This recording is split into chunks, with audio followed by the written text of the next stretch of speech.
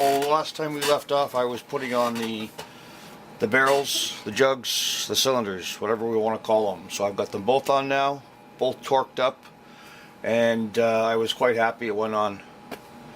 Pretty straightforward, pretty simple for this type of rebuild.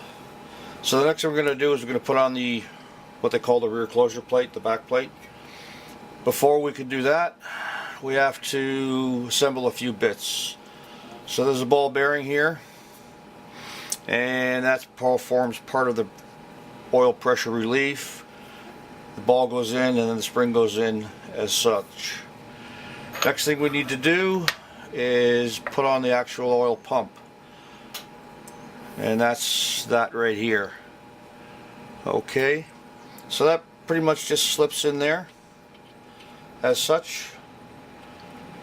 If you rotate the gear, it'll end up finding its pockets and go in pretty much like that. There we go. And it sits flush. Covering that goes a flat plate. Look at that. There's the word out. So they even tell me which way to put it. When I got the motor from that fellow I bought it from, completely disassembled, it was in fact missing these screws. So I just found myself a set of stainless steel screws that I figured were the approximate length I needed.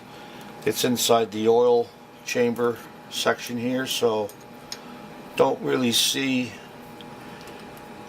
any problem there. They're a fine thread, so they'll hold up really good.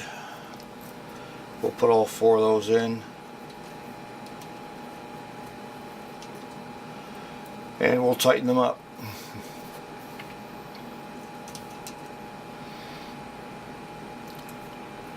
And then what we'll do is we'll put the closure plate on, and that goes on pretty straightforward with just the gaskets and nine bolts. Get them good and tight. They don't specify a torque. There's no gasket. Presuming they don't mind a little oil leaking out around there. So next thing we'll do is we'll put on the gasket right there. That looks like the way it came off. A little dent from a screw in there from before. Gasket just sits on. All the surfaces I've cleaned up, so they're pretty much all free and clean. I'm not replacing seals. I don't need to. Every seal I've looked over looks in relatively good shape. So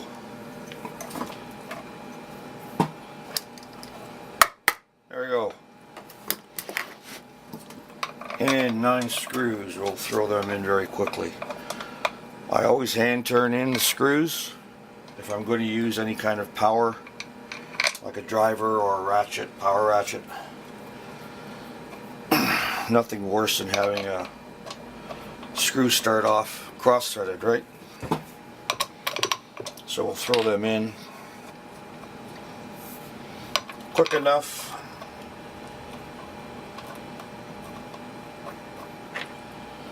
And take it from there.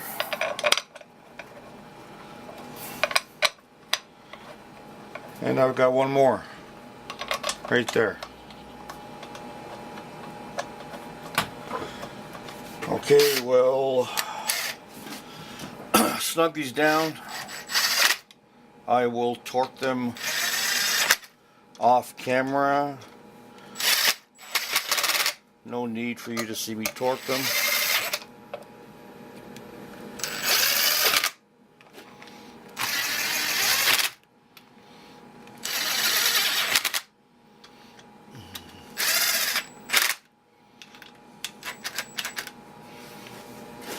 Okay, points.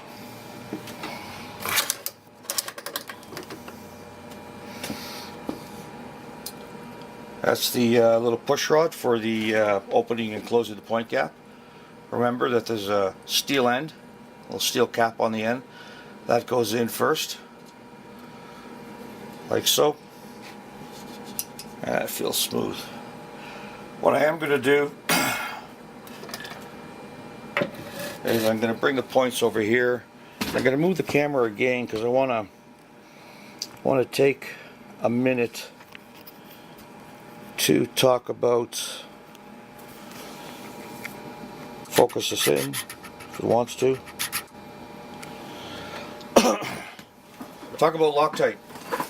I've seen a number of videos, an awful lot of them actually, about Loctite.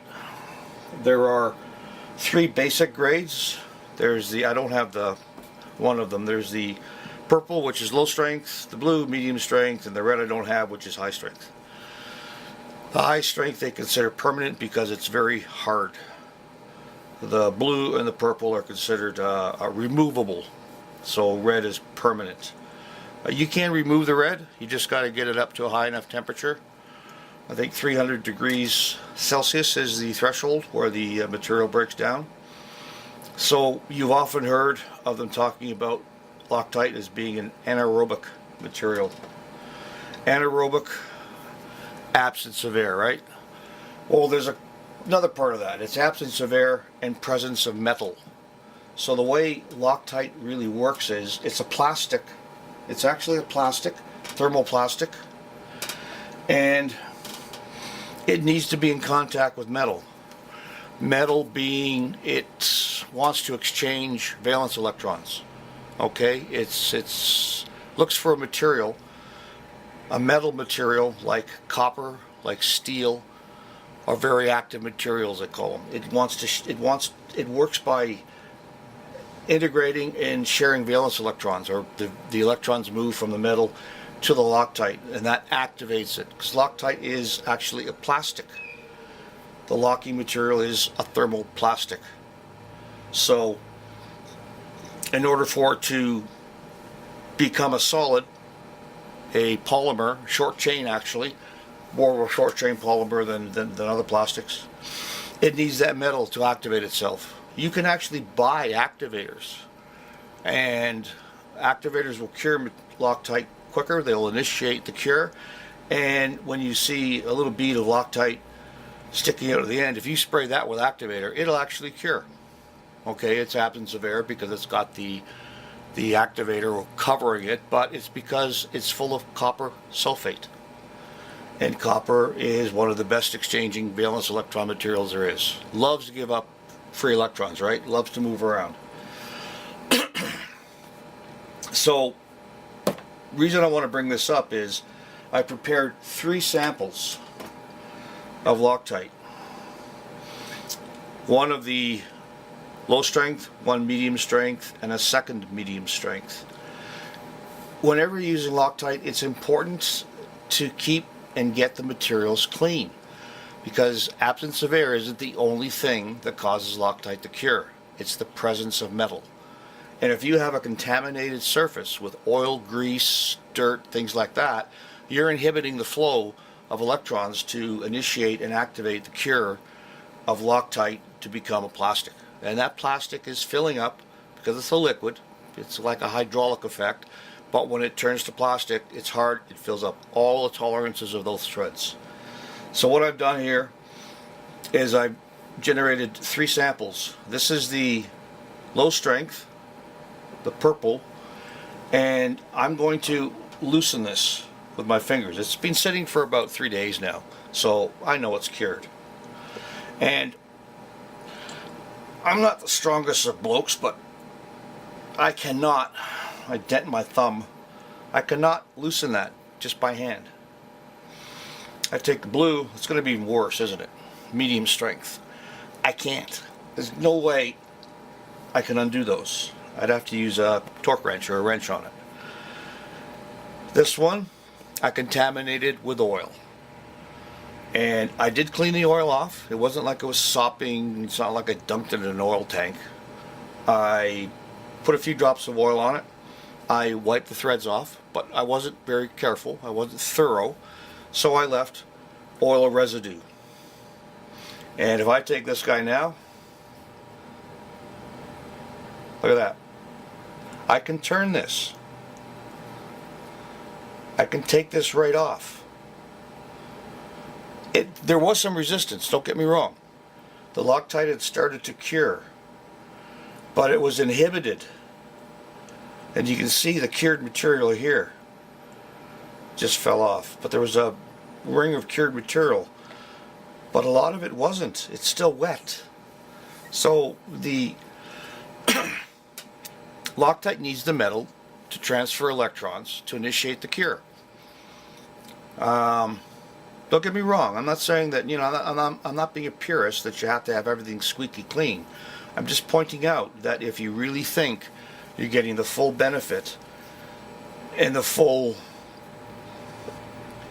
requirements and the full, you know, effect of this material, if you have a dirty, greasy, oily thread or nut, the Loctite is not going to work as effectively. There was some curing there, make no doubt about it, but it's not like this. So if you want the benefit of the Loctite, not only is it absence of air, but I think more importantly it's the cleanliness of the base material. They classify Loctite as active and inactive materials in the metals that they bond with. Copper, iron, steel, they're very active.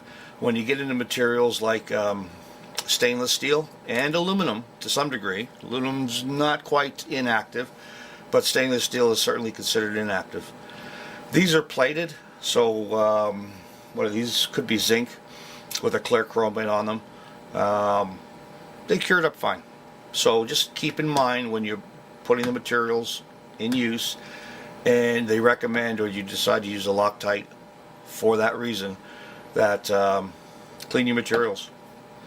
Okay, so all I'm going to do now is put on reposition the camera, and I'm going to put on the breaker. The points, I'm going to put the points in place, and guess what? I've cleaned these screws. So there's no grease or film on it. And I am going to use a low strength purple Loctite. Just because I don't want the points to come out or loosen up a bit, which could potentially change the gap. And you've seen all kinds of videos about how much to put on. You know, it's not rocket science, not the easiest to see focus wise, but it's just enough there. And I didn't put it on the end, but they say to put it towards the end, because that'll allow the Loctite to wick. And then I'll put my points in place. And within about 10-15 minutes, that Loctite will begin to set up. Now, the manufacturer does say, you know, wait a good 12 hours. They just want to be sure that it's entirely cured, right? They're covering themselves as far as you know, product effectivity and how reliable and how well the products work. So they want to ensure that it's going to be fully cured. This does have a star washer on it, so yeah, of course, that's going to work well. But as a backup, I want thread locker. So I'll torque these down by hand. They don't specify a torque, but I'll put them down by hand, and within 15 minutes they'll set up. It actually starts curing immediately, but it takes time to change that liquid into a plastic. Okay, thanks a lot, guys. I'm going to put the rest of the stuff on because I took up some time with the my version of Loctite usage and how it really works. I hope that was informational for you.